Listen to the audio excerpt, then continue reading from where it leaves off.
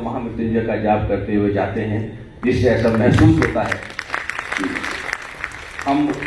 अपने इस छोटे से प्रयास से सफल रहे उनको अपनी इस संस्कृति से जोड़ने में, अपने धर्म से जोड़ने में।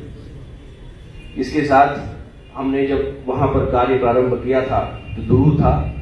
और विरोध था, लेकिन धीरे धीरे जब लोगों को संभावनाएं दिखी तो जैसा तीर्थाटन, पर्यटन, इन चीज़ों से जो लाभ लोगों को होता है, जिस तरीके से वो लोगों को जोड़ते हैं, उसका भी एक उदाहरण देखने को मिला। हम लोगों ने वहाँ पर जो एक हेल्प डेस्क की एक परिकल्पना हुई, जिसके माध्यम से आईटी का प्रयोग करते हुए, सूचना प्रौद्योगिकी का प्रयोग करते हुए मंदिर में आने के लिए आरती टिकट, पूजा के लिए जो टिकट, अन्य सभी सुविधाओं को आईटी के माध्यम से, इंटरनेट के माध्यम से लोगों को उपलब्ध कराने की सुविधा प्रारंभ की और उस पूरी परिकल्पना को आउटसोर्स किया गया। और इसमें जिन लोगों को इस कार्य को करने के लिए नौकरी मिली, उसमें अधिकतर छात्र छात्राएं वो थे जो उसी क्षेत्र के रहने वाले थे, जिनका मकान हम लोगों ने कॉरिडोर के लिए लिया था और उनको एम्प्लॉयमेंट मिली, उनको एक एक्सपोजर मिला। और आज के दिन में वो हमारे पास कम से कम 150 लोग स्थानीय निवासी नौकरी पा चुके हैं और वो वहाँ काम कर रहे हैं। तीसरा प्रयास यहाँ पे जो गाइड संघ था, जो हमारे पुजारी संघ था, जो पहले एक अनऑर्गेनाइज सेक्टर के रूप में लोगों को दर्शन कराने के लिए लेकर आते थे, जिनको एक हेय दृष्टि से भी देखा जाता था कहीं ना कहीं, और उनकी भी चूंकि इनकम डिफाइंड नहीं थी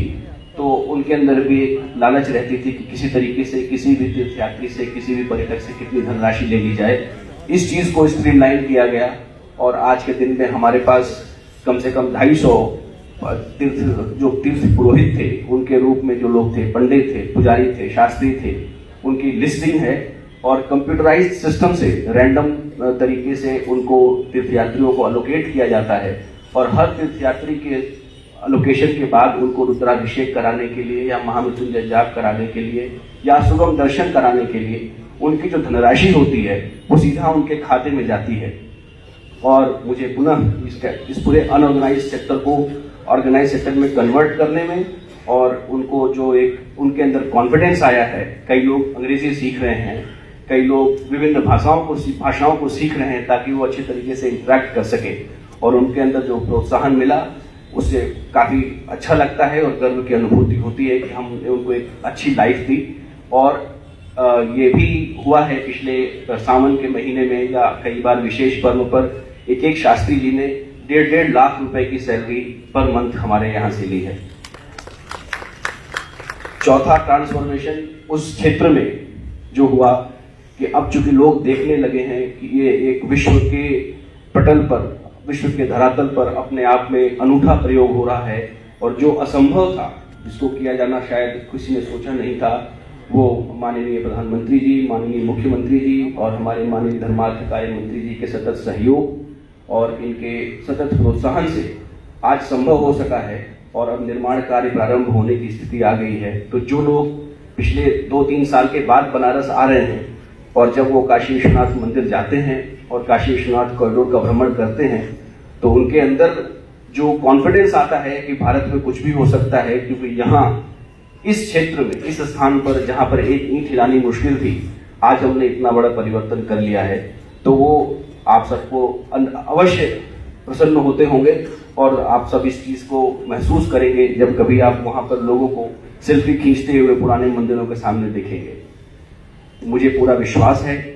कि इस टीम के साथ जो हम लोग यहाँ पर अपने साथ कोशिश कर रहे हैं और जिस तरह का सहयोग हमको उच्च अधिकारियों से और हमारे प्रधानमंत्री जी और मुख्यमंत्री तथा मंत्री जी से मिल रहा है, शीघ्र ही बनारस का वो स्वरूप वहाँ पर देखने को मिलेगा जो शायद अपने आप में विश्व से आने वाले समस्त श्रद्धालुओं को तथा पर्यटकों को अपनी ओर आकर्षित करेगा और बनारस का नाम पुनः उसी तरीके से होगा जैसा कभी पुराणों में या पुराने समय में रहा होगा। और ये कहने में भी कोई गुरेज नहीं है कि पुराने समय में शायद ऐसा कोई भी व्यक्ति जिसका नाम विश्व पटल पर आया हो, ज्ञानी के रूप में या जीवर के रूप में, सीकर के रूप में, वो बनारस ना आया हो, चाहे वो पाहियान रहे हों या शंकराचार्य जी रहे हों। कालांतर में स्थितियां ऐसी होती गई कि धीरे धीरे हम लोग उस चीज़ को लूज करते गए, बट पुनः